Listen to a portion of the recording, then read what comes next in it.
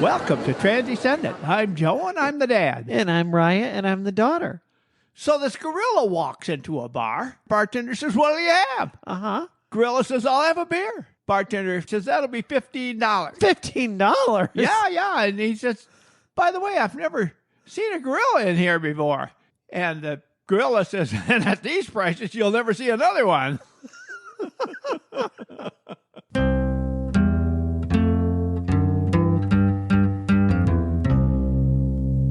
What do you do when everything that your faith has ever taught you about love and acceptance comes crashing down into everything that your faith has ever taught you about the Bible? That's a dilemma that a lot of parents are feeling as their children are coming out. And they feel like they've had this piece thrust on them that they never asked for, trying to reconcile the Bible that has been their moral compass for their entire lives with this new way of looking at things, and feeling like their urge to love their child is now putting them at their urge to love and obey God. How do you reconcile those two? It's definitely a dilemma, and a very serious one, because people want to honor God, and yet they want to be loyal to their children, to their loved ones. And if someone is coming out, they're thinking, if I accept this, I'm dishonoring God, and that's going to be tough. I have to make a choice. I don't want to make a choice. We in this podcast have done our best to try to educate allies and to be here to be supportive for LGBTQ plus people. But right from the beginning, we said we want to be a welcoming place for everyone on their journey. And you may be just starting out your journey right now thinking, I've always been taught that it's wrong to be gay, or that it's wrong to be transgender, that this is not how God made these people. And we want to welcome you here. If that's you right now, thank you for listening and for hearing what we have to say. I understand you are in a tough place, and I was in that very same tough place as well. I'm going to share my story. But before we get to that, there's a story that I think you're very familiar with as well. You probably grew up with this in high school. Mark Twain's novel about Huck Finn, he talks about Huck Finn's dilemma. Young Huck Finn has been taught that helping a runaway slave is a sin, but he is running away with Jim. He's helping a slave to run away, Jim, who turns out to be his best friend. Jim, the man who is looking after him as both of them are running away. And he does so many things that save Huck along the way. And Huck realizes he's my best friend too. I'm his best friend and he's my best friend. Jim says, "How'd you get those people not to come on the boat?" He says, "I told them we had smallpox." So he said, "Stay away, we have smallpox." It worked out. He knows he's got to do something because he doesn't want to go to hell. He has this problem. So he writes a letter to Jim's owner. And he tells him what he's done, and he gives Jim up in the letter, basically. Because he wants to honor God. Because this is what he's been taught is the right thing to do. That he is stealing from somebody. He's stealing property. Correct. From somebody is how he's feeling in this moment. And he knows if he's helping a slave, he is going to hell. But he writes this letter and he puts it in an envelope and he's going to send it out. At this point, he thinks for the first time in his life, he feels washed up, he's clean. He feels like he is free now. And then he looks over at Jim and he realizes all the things that Jim has done for him. And he looks up at that letter he wrote, but he held it in his hand. His hand was trembling, and he said, "Because I got to decide forever between two things, and I know it." He ripped up the letter, and he said, "All right then, I'll go to hell." That's powerful. You can see the dilemma that was there. Very difficult. for slavery. That's the parallel. Exactly, the parallel between religion and the LGBTQ plus community. I went through something very similar. I want to actually read to you a little bit about a paper that I wrote. This was actually my very last seminary paper at my conservative seminary. And this was actually the year before I transitioned. I was on a trajectory towards figuring myself out, but I had not accepted it yet. And I knew this was not all adding up, but I didn't know what to do. And so I looked at it first from the perspective of, well, what about gay relationships? Which was not about me. This was about other folks out there, because for me, I had been presenting as a man and had always been attracted to women. So this was really about my friends.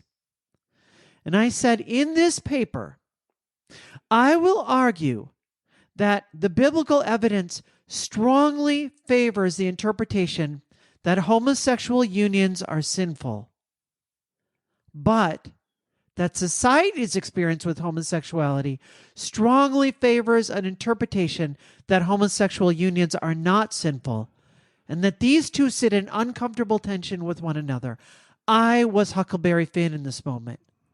Yes, you were. I was saying, look, this is what the Bible says, and I'm pretty sure the Bible says exactly what we think it says. But there's some reasons why this is not sitting right with me. So I understand why people feel like they do. I want to go through these verses. These are sometimes called in the LGBTQ plus community the clobber verses, because it is said these are cherry picked out of the Bible and they're used just to clobber gay and lesbian people to feel bad about themselves. Well, I want to push back against that a little bit, because I know for me, in 2 decades of faith, I was not trying to clobber anyone. I was trying to wrestle honestly and sincerely with what the Bible had to say. So let's talk about these 6 quote-unquote clobber verses. The first one comes from Genesis chapter 19, Sodom and Gomorrah, where, of course, the angels come into the city of Sodom and Gomorrah. The people there attempt to rape these visitors. It's terrible. It's a horrendous story. And so then it's a story of God visiting judgment on them. When you look at this passage, I think that we can clearly see, most folks say, this is really just about people behaving terribly. We, I think, can all say that no matter what happens, if visitors come to your city and you decide that you want to sexually assault them, we can all say conclusively that that is wrong. Of course. That has nothing to do with same-sex attraction at all. But then the next 2 are also from the Hebrew Bible, the Old Testament. These come from Leviticus chapter 18 and Leviticus chapter 20, the Levitical Holiness Code, these are sometimes called. And it says, you shall not lie with a male as one lies with a female. It is an abomination. Obviously written towards the men of society at that time. If there is a man who lies with a male, as those who lie with a woman, both of them have committed a detestable act. They shall surely be put to death. Their blood guiltiness is upon them. And so these passages are meant to be laws that were followed back in times like this. However, when you look at what the overall scriptural context says, you see that the later New Testament passages will interpret these and say, you know, lots of pieces that come from Leviticus, Numbers, Deuteronomy, and this original Exodus has some of these laws in them, are really not continuing to have validity under a new covenant in Jesus. That's kind of how people will address those now. So you kind of have to filter it through a New Testament lens and say, is this really fitting with what we learned from Jesus? But then we get to the 3 in the New Testament. The next one comes from Romans chapter 1, verses 26 and 27, where Paul says he's talking about the heathen out there and the way that they've turned against God. And he says, for this reason, God gave them over to degrading passions. For their women exchanged the natural function for that which is unnatural. I think he was probably referring to the poet Sappho there at that point, which he would have almost certainly known about, which is She was from the Isle of Lesbos. That's where we actually get the term lesbian. I think he was actually referring to her. I don't know that for sure because scholars are not 100% certain. He says the same way men abandoned their natural function of the woman and burned in their desire towards one another, men with men, committing indecent acts and receiving in their own persons the due penalty of their error. Now, this is the only passage in the Bible that actually takes notice of female same-sex attraction. So yeah, thanks for that, Paul. That was wonderful. Could add that in. And then the last two passages are from when Paul is writing to the various churches that he's supporting.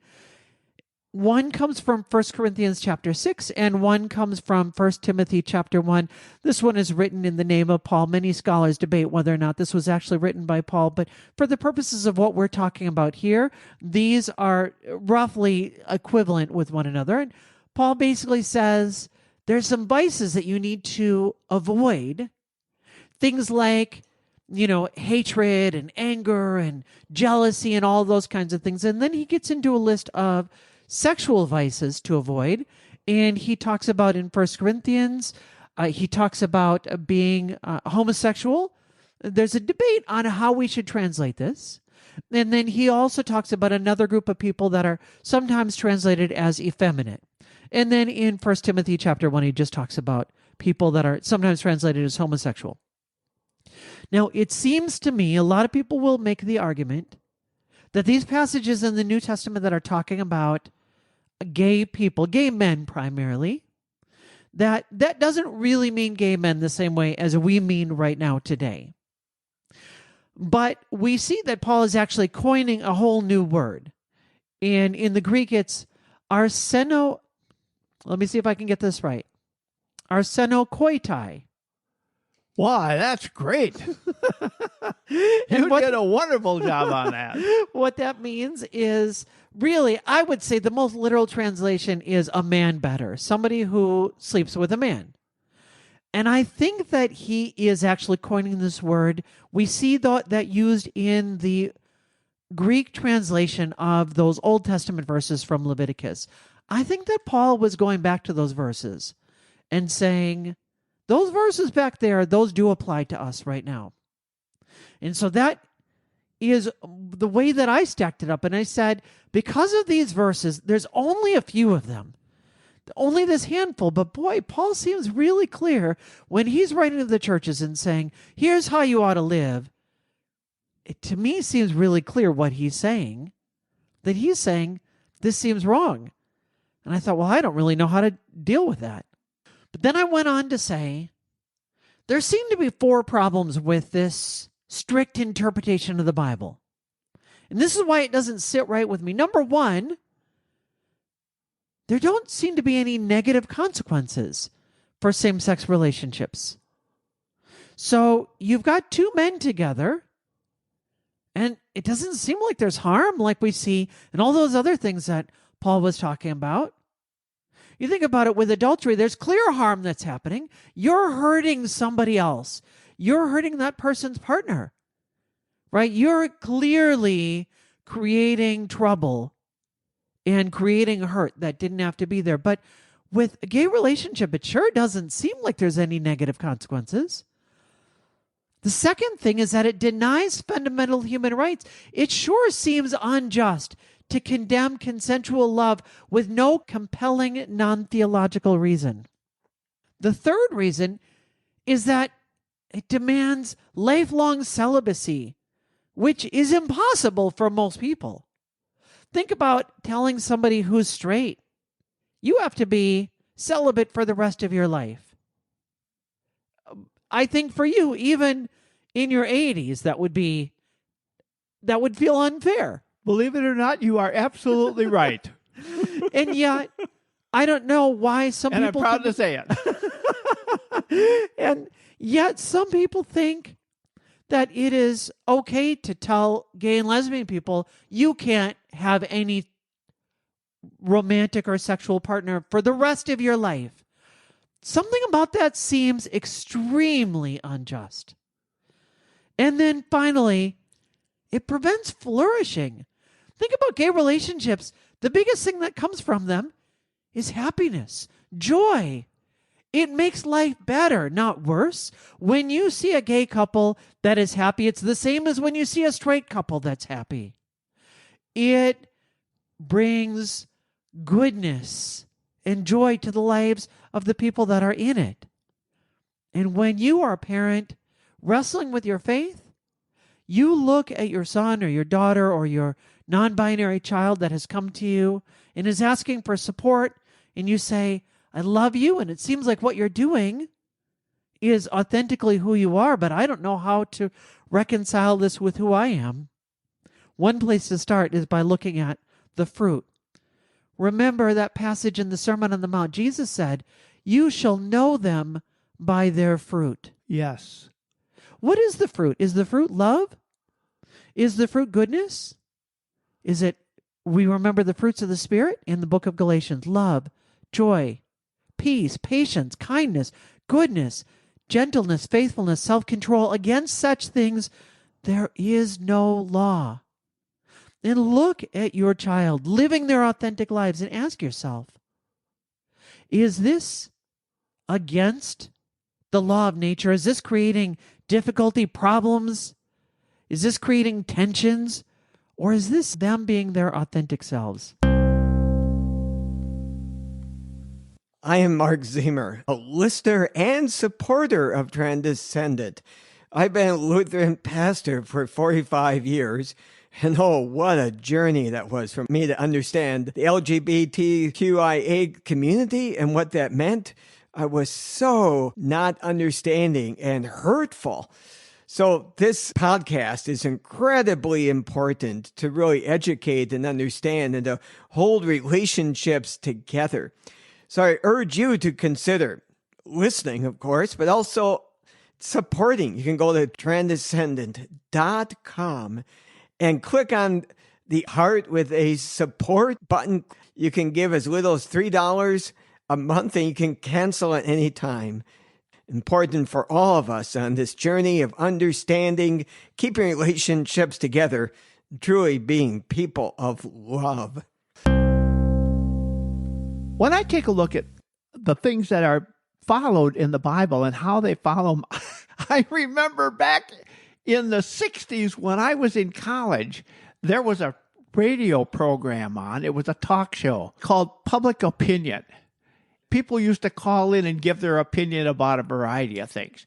At that time, one of the biggest things they talked about was men having long hair and how terrible that was. And they came up with all kinds of reasons why that shouldn't be. And I remember somebody calling in and saying, there are even passages in the Bible that say a man shouldn't have long hair. I never found them, by the way. It's in 1 Corinthians. I'm familiar with the passage. Are you? Yes, I am. Tell familiar me. with it. Well, I don't know it offhand. Oh. I didn't prepare for that. But the point is that you can find things that are going to make an issue out of it, such an issue that people would base their entire service based on what you can do and what you can't do based on that verse. That was 1 Corinthians chapter 11, verse 14, by the way. How interesting. But I understand what you're saying, and I feel like I hear this from a lot of people that will say, you know, these verses, you're just cherry picking these out of context. Correct. And there's just so few of them. But I want to come back and say that for me, that wrote this paper 11 years ago, that would have felt in that moment very dismissive. Because I would have come back and said, and maybe you're feeling this right now. You say, what do you want me to do? Go and cut these verses out of my Bible? Like, should I just cross those out? I was not trying to cherry pick any verses. I was certainly not wanting to be hurtful towards anybody. And you can even see from these objections that I had how I was feeling about things. But I said, but I still don't know how to deal with these verses. Well, I can't help you there because I didn't help you write that paper, and I don't know where you're at. But the point is, I've said this so many times, how we are to live our life is based on the Bible, yes, but the things that are important, he doesn't bury them somewhere in one of the chapters of the Old Testament or someplace back in Deuteronomy that we have to hunt to find, he shouts them at you. And he says, here's the kind of thing you want to be kind and good and wonderful and all the things you were saying earlier. Of course, that's what we want to do. There is a group of Christians out there that have this thinking that they shouldn't have instrumentation in their church because of one of the verses. And I've known people like that, certainly. Well, there are people who say also, it doesn't say anything about driving a car either, and so we keep horses. Now, those I think are a little different because I understand what you're saying there. But as somebody that spent not just a little bit of time, but hours and hours really wrestling with this issue, trying to get this all figured out and trying to come up with a resolution for myself, the answer that you're giving is the right one, but only if you can give it in the right way. We've been given all of the tools that we need right there because they came to Jesus and they asked Jesus, what is the greatest commandment? And of course, what did he say? Oh, yes. He said, love the Lord with all your heart, all your heart. Love the Lord with all your heart, all your mind, and all your soul. And the second is like it. Love your neighbor as yourself. And the whole law and prophets depend on these two commandments. Yes. And that's really everything. And in fact, you see all through the reports that we have of Jesus' teaching all through the Gospels, correcting people that were overly religious and wanting to interpret passages in ways that were directly harmful to people and missed the commandment to love. And we see all through the New Testament a sense that the Spirit is moving and guiding people to a greater and greater sense of love. And this is where I come back to this passage from Huck Finn. I think that is the best illustration that I can think of because I can understand how Huck felt in that moment. Oh, sure. On the one hand, he felt like he wanted to be right with God. And yet on the other hand, he knew that Jim was helping him out, and Jim was a human being. And it didn't feel right to follow God to the exclusion of his own conscience. He chose to rip up that letter, and he believed he's going to hell in order to follow his own conscience. Yes, that's right. I think if you don't know what to do, you start with that. But then, and we said this last year when we addressed this on our last podcast talking about biblical things, that if you believe that slavery is wrong, you already have all of the tools that you need to accept that it's okay to be gay. We've already given you all the reasons why. There's nothing wrong with it, and there's plenty that sure looks on the surface like it is good and it brings goodness to the world around us. We sure know when we look at slavery, there's plenty of things that are wrong with it, and yet you never see anywhere in the New Testament that condemns slavery. It is so important that we get this right. Because if we get it wrong, because we wanted to be faithful to these verses, and we find ourselves on the wrong side of history, or worse yet, we find ourselves on the wrong side of loving our own children, there is no greater regret that we can walk away with. So in chapter 19 of Matthew, about marriage and divorce, the apostles ask him, what about being able to divorce your wife? It says, if you say 3 times, I divorce you in the Old Testament, you can divorce your wife, and that's it. That's okay, isn't it? And Jesus says to them, I tell you that those people hardened their hearts, even though it's in the Old Testament and it's there. He says, I'm telling you, that's wrong. So one of them says, hey, what's the deal on the eunuchs? What is a eunuch? That is not a word that we use very frequently in our society today. Actually, there are a lot of definitions for it. There are a lot of things. It's not one thing. The most broad-based definition is people who are not interested in procreation of children. Well, or are not able to. I Yeah, think the right. technical definition that we would usually use is a male who has been castrated, so is unable to have children. And that is a little bit misleading because Jesus answers and he says, these people, some of them were born that way. Some of them were made that way by man, and some of them chose to be celibate. So it's not necessarily castration. And by the way, that's verse 12. He says, most importantly, number one, they're born that way. It's okay. You're born that way. I see that as a confirmation. Sure. Yeah, I'm not 100% convinced that the exact interpretation is there in the passage, but I will tell you that the parallel is absolutely there. And I think you're right to draw out that conclusion there. Yes, some people were made that way by man, and in fact, some people pay very good money and have to fight their insurance company in order to get that operation.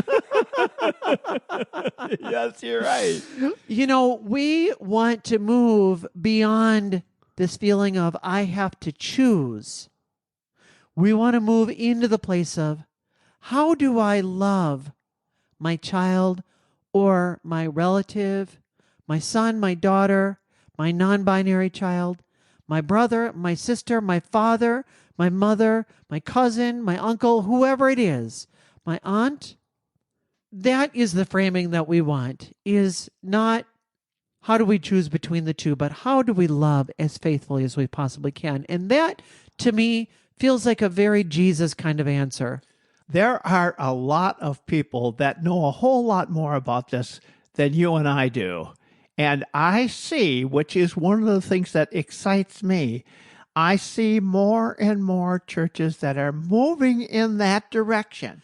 Boy, last month at Pride, I think we saw so many different churches at our local Pride celebration. I could not believe how many churches were there this year. Yes, affirming churches and some and from different denominations, which is wonderful.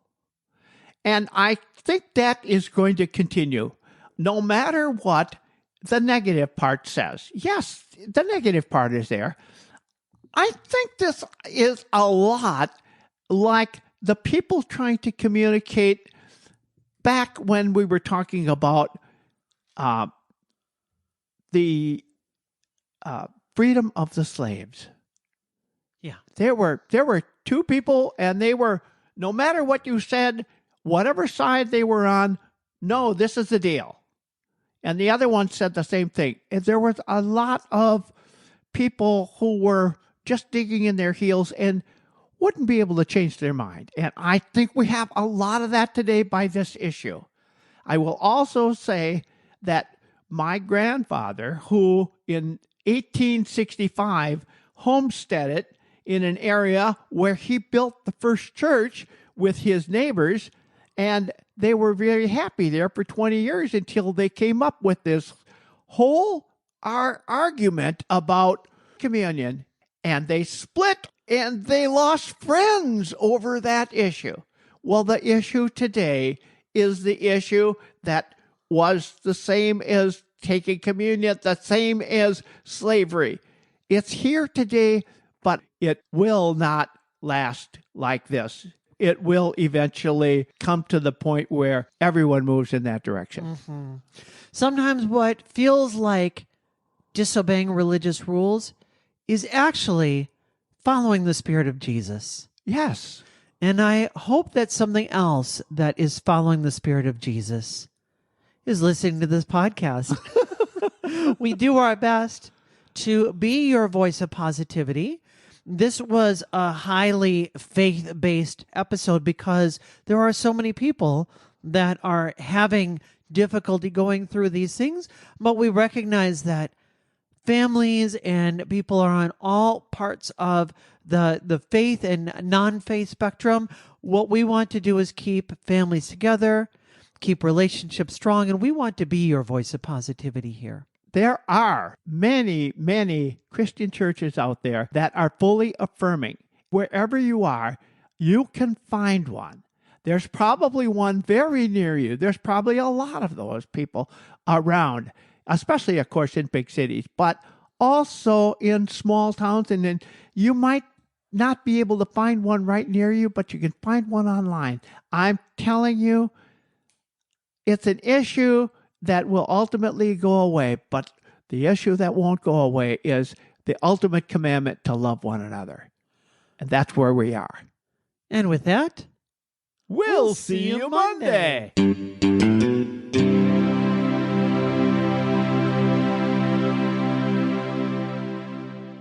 we want to move into the place of how do I love? How do I love them faithfully? Would that include your politician and your lawyer? I think it might. I'm sorry to say.